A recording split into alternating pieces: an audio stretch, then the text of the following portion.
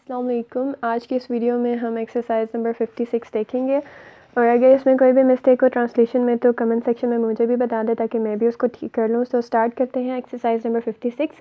Columbus ایک غریب باپ کا بیٹا تھا. بچپن سے ہی وہ سمندر سے محبت کرتا تھا. 15 سال کی عمر میں وہ ایک جہاز پر سفر کر رہا تھا کہ اچانک جہاز کو آگ لگ گئی. وہ سمندر میں کود پڑا اور 6 میل تیر کر ساحل پر پہنچا. وہ ایک بہادر نوجوان تھا اور کوئی عظیم کام کرنا چاہتا تھا. اس نے ایک طویل بحری سفر کیا. وہ دراصل ہندوستان جانا چاہتا تھا، لیکن وہ ایک نامعلوم ملک میں جا پہنچا. آج کل اس ملک کا نام امریکہ ہے. اس کی ٹرانسلیشن دیکھتے ہیں.